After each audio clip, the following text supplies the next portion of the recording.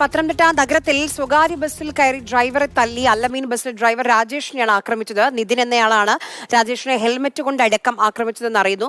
എന്തിനാണ് ആക്രമിച്ചത്? നിതിനെതിരെ നടപടിയെടുത്തോ?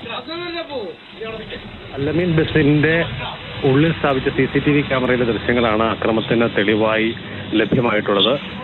20 മിനിറ്റ് ഇതിനിടയിൽ 2 അക്രമങ്ങളാണ് ഡ്രൈവർ രാജേഷിന് നേരെ ഉണ്ടായത്. ആദ്യ സംഭവം ഇന്ന് വൈകുന്നേരം 4:40 കൂടിയാണ്. പത്തനംതിട്ട സ്വകാര്യ ബസ് സ്റ്റാൻഡിൽ യാത്രക്കാരെ ഇറക്കിയ ശേഷം ഇന്ധനം നിറയ്ക്കാനായി പോകുന്ന വഴിയാണ് പ്രതിയായിട്ടുള്ള നിതിൻ കൊടുമൺ സ്വദേശി വാഹനത്തിൽ കയറുകയും ഓടുന്ന വാഹനത്തിൽ വെച്ച് രാജേഷിന് നേരെ അക്രമം ഉണ്ടാവുകയുണ്ടായത്. സഹപ്രവർത്തകനായ ഒരാൾ പിടിച്ചു മാറ്റാൻ ശ്രമിക്കുന്നുവെങ്കിൽ പോലും അയാൾ അക്രമത്തിൽ നിന്നും പിന്മാറാൻ തയ്യാറായില്ല. ശേഷം ബസ് സ്റ്റാൻഡിലെത്തി ആളെ കയറ്റി സീനത്തോട്ടിലേക്ക് പോകാൻ ഒരുങ്ങവേ പത്തനംതിട്ട കണ്ണങ്കര ജംഗ്ഷനിൽ വെച്ച് 5:05 രണ്ടാമത്തെ അക്രമം ഉണ്ടാകുന്നത്. ബസ്സിൽ നിറയെ യാത്രക്കാരുണ്ടായിരുന്നു. ഈ സമയം മുൻ ഡോറിലൂടെ ഉള്ളിൽ കടന്ന നിതിൻ ഹെൽമറ്റ് കൊണ്ട് രാജേഷിനെ അടിക്കുകയുണ്ടായി. തടയാൻ ശ്രമിച്ചു എങ്കിൽ പോലും അയാൾക്ക് അടിയേൽക്കുന്നുണ്ട്.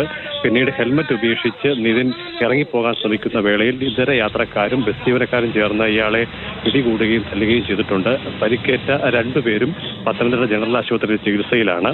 നിതിനെ ജോലിയിൽ നിന്നും പിരിച്ചുവിട്ടതുമായി ബന്ധപ്പെട്ട വിഷയങ്ങളാണ് ഇരുവരും തമ്മിലുള്ള വ്യക്തിവൈരാഗ്യത്തിനും പിന്നീട് അക്രമത്തിനും ഇടയാക്കിയതെന്നുള്ളതാണ് പോലീസ് വിശദീകരണം.